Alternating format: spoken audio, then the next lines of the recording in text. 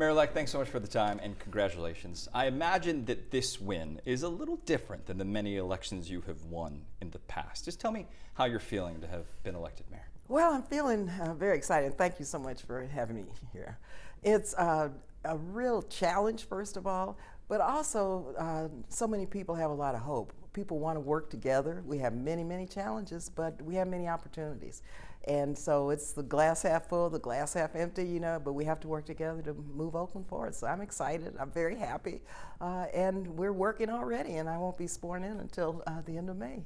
The way we all found out, I imagine, is the same way that you found out, that Lauren Taylor said that he had called you. Able to give us any details about that call, and what would you say to Mr. Taylor sort of at this juncture? Oh no, I talked to him and I was happy to receive his call, and we talked about Oakland moving forward, and I told him I wanted everyone involved because this is a big job and I would encourage everyone to work with me. Mayor, the message has very much been about unity. That was the message during the campaign. That continues to be the message now. This is a map that you may have seen of the Alameda County voting results, and that highlighted area is people who didn't vote for you. So what do you tell those people, and why do you think there's such a geographical divide in the city? Well, for many reasons, it's been like this for quite a long time. There's a divide based on race, based on class, people who can afford to live in one place, and we know what the equity issues are here in Oakland. But I have always represented people that did not vote for me. And so that 47%, believe you me, I know that many of them have voted for me for the last 30 years. And so governing is governing, campaigning is campaigning. And I hope that people know me by my record, know that I have delivered for people who did not vote for me this time. But I want to deliver services and make this city livable, make it clean, make it safe for everyone. You have been very busy. Your transition team was named last week. What does it mean to have such a diverse group of people that know this city and are from so many different sectors that can help with this transition? This means a lot. Many people on my transition team did not know each other, do not know what my agenda was and is, and are helping me with my 100-day plan because we have specifics that we want to accomplish in 100 days. And so this transition team, even though it's very diverse, different backgrounds, they all have agreed to help me move this 100-day plan forward. And we also have working groups. And really the working groups are people who are going to, for instance, with public safety, give the transition team their marching orders to make sure that on the public safety issues, for example, that we accomplish what we said we were going to do in the first 100 days. And so the working groups are really where the policies and the agenda is formulated.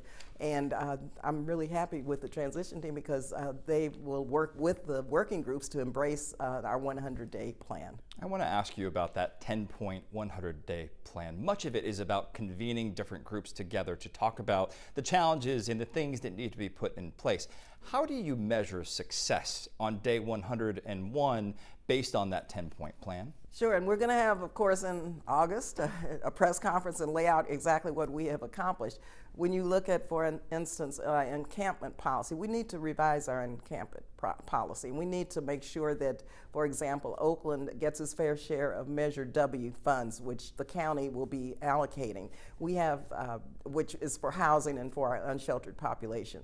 Here in Oakland, we have 24% of the population of Alameda County, 58% of our unsheltered people, and 70% of those are African Americans, and many are working. And so we have to look at how we use Measure W, working with the county, to move forward. And so that is something that I believe is measurable. It's something we're working on already right now, and it's something that I'm really proud of our Board of Supervisors for wanting to have this alliance and to move forward together to help Oakland. I know that during this period you have been in close contact with the interim mayor, and he released his budget yesterday. And to the outsider, it makes it clear that public safety is a priority and perhaps the top priority. Is that where you stand on where this budget is and what has been released? Absolutely, and as he said, he calls me every morning, and I've been in many meetings, and the top priority has been public safety. I wanted to make sure that we tracked Measure NN. We have to get to 700 police officers, need more, but Measure NN, and you heard the chief talk about Measure NN, 700 police officers. But also we were able to weigh in to make sure the Department of Violence Prevention is funded and ceasefire, and that is crime prevention.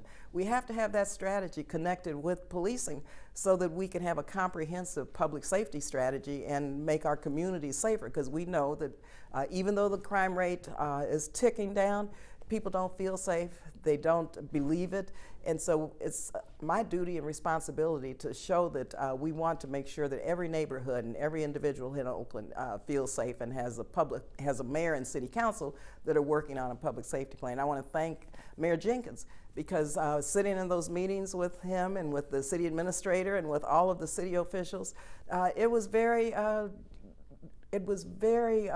engaging. And they listened, I listened, we went back and forth on issues.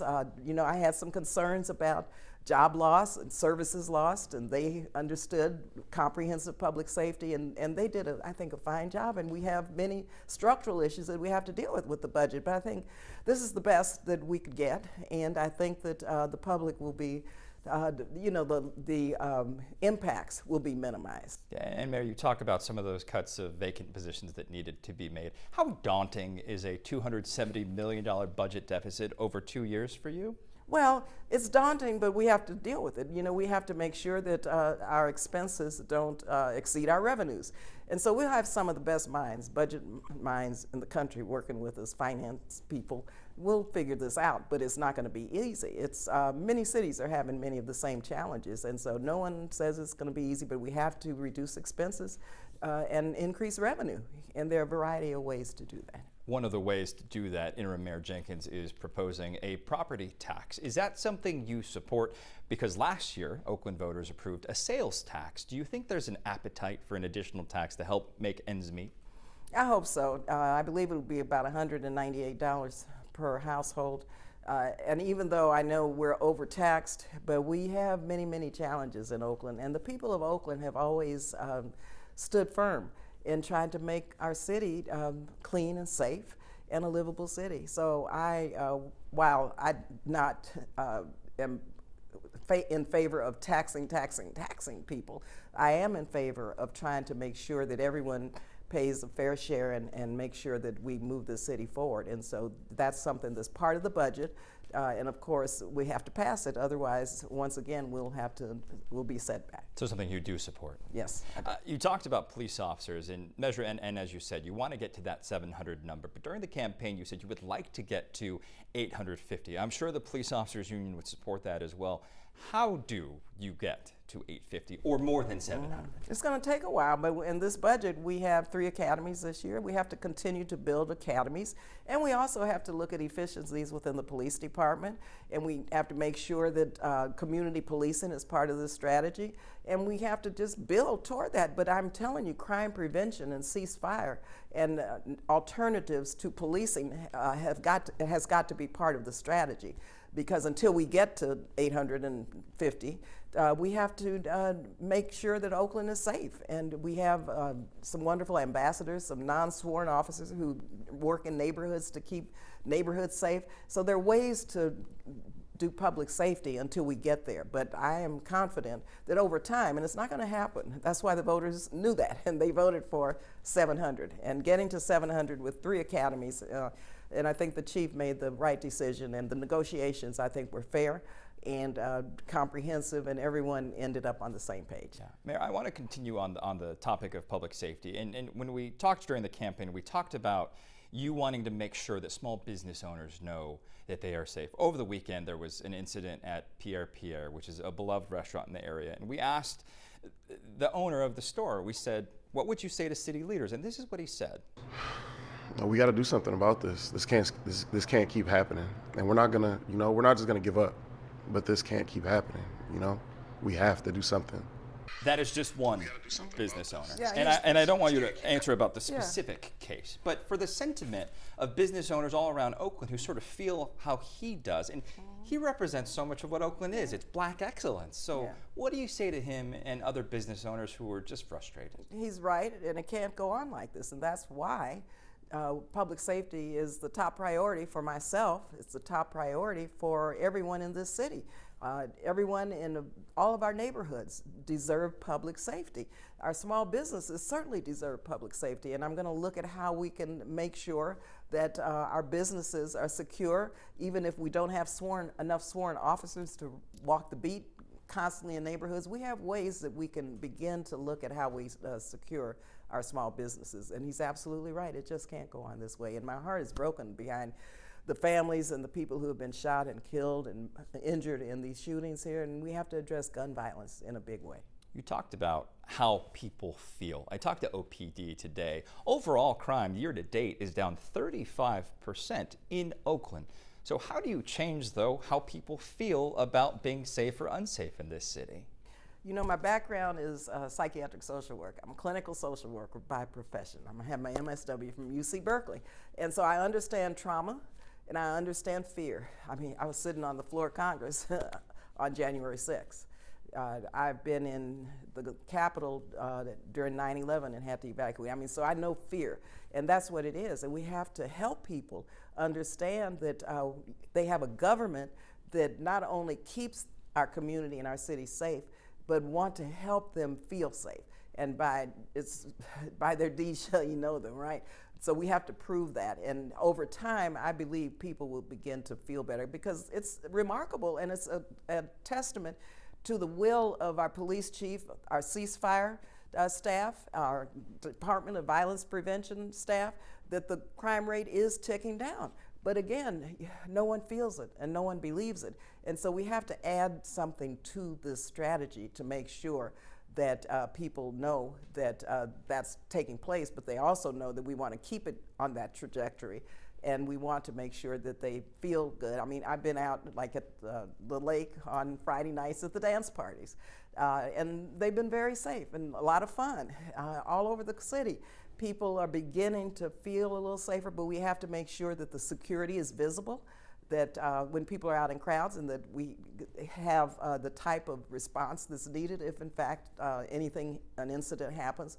So there are, I think, ways to let the public know what we're doing to ensure their security, and I think over time that people will begin to feel it. Yeah. Mayor, shifting gears a little bit, one of the things that you touted on the campaign trail, and we know about you, is you know how to work with Washington to bring funds to Alameda County, to bring funds to Oakland. You did that for several decades in Congress. This is obviously a very different administration that is slashing the budget dramatically. So how do you work with them to get money for Oakland when they are cutting so much at the federal level? Well, what I said is wasn't sure that there'd be a federal government left. I said that during the campaign, and I know Project 2025, and these people, this administration is dismantling our government. But bet you me, if there's a dollar left, I'll find it. And I intend to work as hard as I can to bring every federal dollar, knowing that they're dismantling the federal government, they're dismantling the Department of Education, they're dismantling all of the initiatives that make life better for everyone in our country, and especially here in Oakland, our violence prevention initiatives. Look at what they've done. Money that I've brought in over the last few years, they just zeroed out. And I'm very upset about that. But elections, the consequences of elections are very dire of this election. And so we have to look not only at the state, but public-private partnerships. I'm working on that as we speak. And we have to tighten our belt and pull together and look at ways locally, going back to the parcel tax, we're going to have to fill in some of these gaps. Because during COVID, I was able to bring in millions of dollars to save lives and livelihoods. Well, that's over, regardless of who's in the White House. And so we have to really look at new ways to raise revenue, and everyone has to be part of this. Speaking of elections, this is a partial term that you ran that ends in 2026. Will you run for a full 4-year term? You know, Greg, everyone asks me that, and I'm saying, let me prove myself. I hope that I'm doing a good job. I want to do a good job, and if I'm doing a good job, voters will let me know that. If I'm not doing a good job, they'll let me know that also. So yes, I want to run, but I want to make sure that like this time, I had to work hard for every single vote, and I intend in the next couple of years to work very hard to deliver core services to the city, to try to bring back the mayor's office of youth jobs for the summer. You know, I want to engage in some new ways of providing city services to people. And I hope that people will understand that I'm serious about it and I want to make lives better. And if that's the case, they'll vote for me. If they don't believe it, they won't. Mayor, finally here, I know that Oakland holds a deep place in your heart, and you didn't do this because you needed another title. You did this because you care about this city. So what is your message to people in Oakland about what this city means to you and what you intend to do to show that you care for it? Well, I say we love life in Oakland, first of all. That's our motto. And secondly, I've been a resident of Oakland since actually the late 60s. 4 days in DC, 3 days here, constantly every single week. And I did that because I love Oakland and because I want to be sure that I brought the government to the people. And this is what I want to do in City Hall. I want to bring city services and I want to bring City Hall to the people so people can develop a trust. We have to be accountable. Transparency is so important. And I want people to feel good about their city government. And that's what we should be all about. And so I'm encouraged, I'm excited, but the challenges are many, but we're going to do this together. Perfect. Mayor, anything you want to add? Well, I want to thank everyone for their votes. 53% was great. It was a turnout that everyone thought was going to be so low for a special election, but quite frankly, for a special election, I believe we got to 35%. And I want to thank everyone who formed alliances and coalitions. We had a team of 500 volunteers. We had people who had never voted before, who had never worked in a campaign, helping us. And I just want to take this moment to thank them because I'm deeply grateful. And I hope that they stay engaged with me. And we're putting together our working groups and listening to people and their ideas and being very practical about what we do as we move forward. But it's with a deep sense of gratitude that I want to thank everyone.